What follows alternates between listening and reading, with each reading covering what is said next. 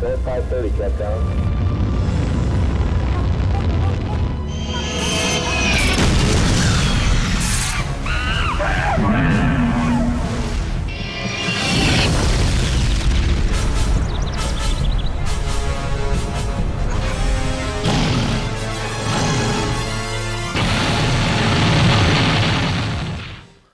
I reviewed King Kong the game, and I've reviewed Godzilla Destroy All Monsters Melee. The logical conclusion would be for me to review the Godzilla vs. King Kong game, right? Unfortunately, there isn't one. Luckily, War of the Monsters exists, which essentially gives us that experience.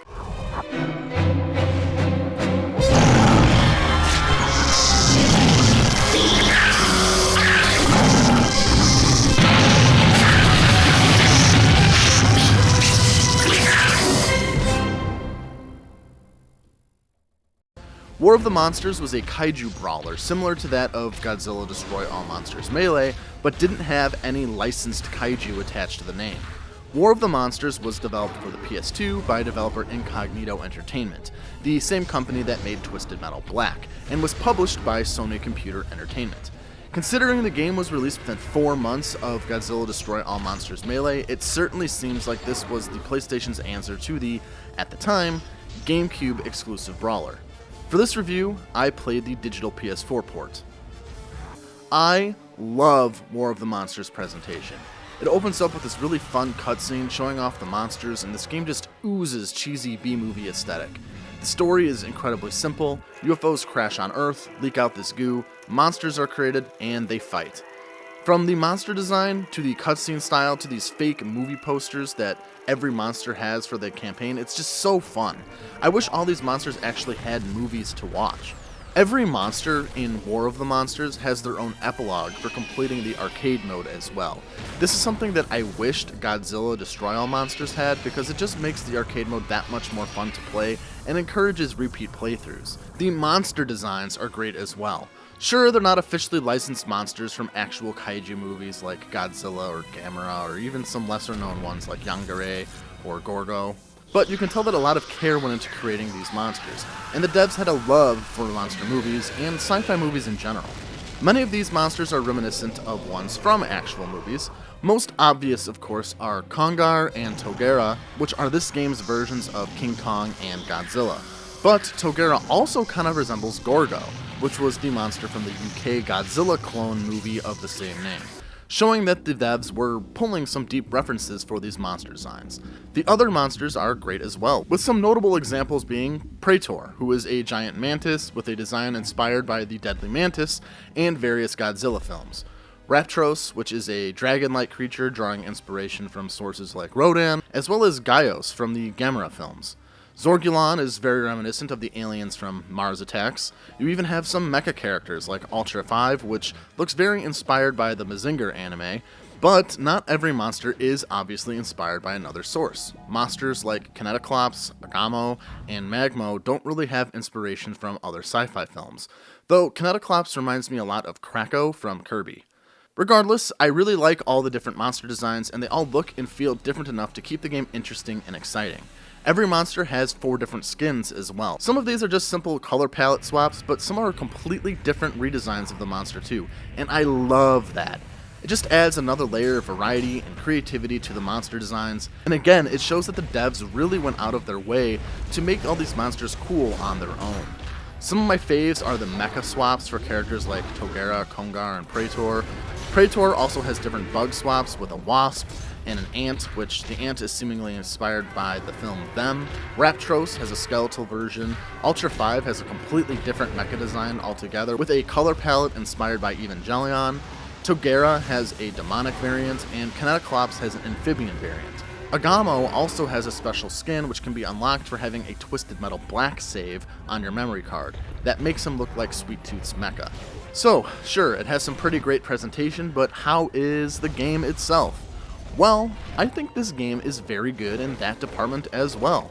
Since they are both kaiju brawlers from around the same time, the comparisons to Godzilla Destroy All Monsters Melee are unavoidable. But there is enough different in War of the Monsters to set it apart as its own thing, and I think these gameplay changes really help it be something that I actually think I like more than Godzilla Destroy All Monsters Melee. The similarities are obvious at a glance. Every monster has the same basic attacks, they all have special moves, they all have ranged beam attacks. Even monsters that you wouldn't expect to have ranged moves like Kongar have them. There are also health and stamina pickups that you can get to replenish health or refresh energy quicker. Stamina will regenerate on its own, but these pickups are extremely helpful. Red orbs also spawn. These give you the ability to execute special moves. Every monster has a melee and a ranged special move. There's also an invisibility power-up that you can get. This makes it harder to be seen and also prevents you from being locked onto. Every monster has their differences too. Some are faster than others, some are stronger, some can fly, some can jump really high, etc. Learning the monsters' differences is part of the fun, and also adds to the depth of the combat. While not as complex as a fighter like Street Fighter or Tekken, you are able to pull combos off in this game, and pulling off longer streams of attacks and sending enemy monsters flying away is just so satisfying. I think Praetor was my overall favorite monster just because I really liked his giant bug design. I liked his quicker attack style, I liked his ability to fly around. I just really enjoyed playing as him, and I also really liked Kinetoclops from a design perspective. He just looked really unique and interesting compared to the other monsters, and of course being a big Kirby fan, I like his comparison to Kracko.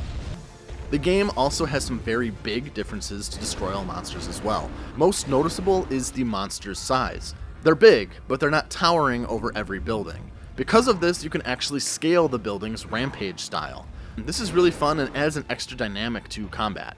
The city is destructible as well. You're able to blow up buildings, throw cars around, and even use parts of buildings and statues as weapons. There are environmental hazards. Some are pretty cool, like ground pounding this button here causes this reactor to overload, causing lava to flood in this arena in the middle of the map. It's a good way to get extra kills, and since it's caused by pushing a button, it's more interactive and strategic than just the reactor overloading on a time limit or something like that. The most distinguishing thing between War of the Monsters and Godzilla Destroy All Monsters Melee is the camera. In Godzilla, the camera is an overhead fixed camera that zooms in and out to follow the monster's movements. After a certain distance, you can no longer travel because the camera can no longer zoom out. This style of camera works, but it did create some issues where computer monsters could see power-ups from off the screen. War of the Monsters takes a third-person, almost third-person shooter-esque perspective, which gives you complete control of where the camera is facing. This gives the player control over what they see, in terms of oncoming attacks and power-ups as well, with the lock-on feature helping in terms of tracking enemy movement. And this player-controlled camera also carries over to the two-player mode. However, when the two-player monsters come together, the camera will change to an overhead fixed perspective. This change can be a little jarring at first, but I actually like that the camera changes like that. Fixed cameras can give spatial information that behind the character cameras can't give. It lets you get more of a view of the arena around you and actually gives you more of a cinematic view of the battle as well. But since the camera can switch back to behind you, it gives you the option to retreat if you need to, or to go off and do your own thing without the limitations of camera zoom. This is especially useful in matches with 4 monsters, as you can go off and have your own little battles away from one another without that zoom limitation. Not everything about War of the Monsters is perfect though.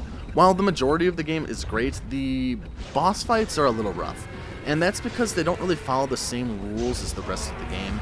The bosses are able to dish out punishing attacks that are sometimes undodgeable, and sometimes require you to do specific things to do damage. For example, this plant monster shoots these vines out of the ground that are nearly undodgeable, and the best strategy here is to just jump around like a madman to take minimal damage. And then the only way to do damage is to wait for it to open its mouth and throw a rock at it.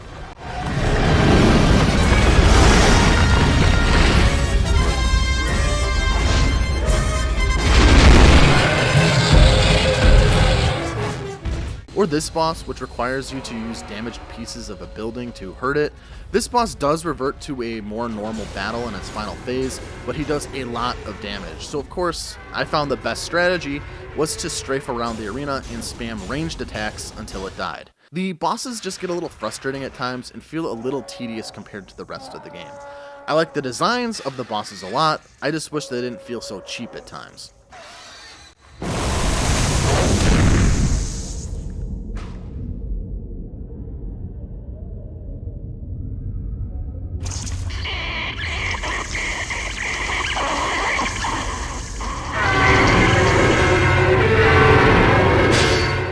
War of the Monsters is an old-school brawler with a surprising amount of depth to its combat and a lot of replay value.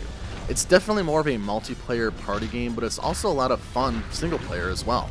The definite standout feature of the game is its presentation, with fun level environments and great monster designs. It's fun to go through it all and try to find the different references and Easter eggs to classic sci-fi monster films. And the combat is no slouch either. As I said in my review for Godzilla Destroy All Monsters Melee, this kind of game isn't really made much anymore, these multiplayer brawler types of games. But even back in the day, I'm surprised War of the Monsters never got a sequel. Destroy All Monsters Melee had 2 sequels, and I would honestly love it if Sony would revisit this franchise. Imagine how a game like this would look on today's PS5 hardware, with detailed monsters, spectacular energy effects, and bustling living cities full of people running beneath giant monster battles. It would be great. Sadly, I don't think this franchise is even on Sony's radar anymore. Still, at least this game is easily available, as you can download it on the PSN on your PS4, so at least you don't have to hunt down a PS2 copy. If you just finished watching Godzilla vs. King Kong and want more giant monster duel action, definitely give War of the Monsters a shot. It's pretty good. Thanks for watching this review of War of the Monsters. Please remember to like the video, share it around, and subscribe to the channel. Until next time, stay toasty.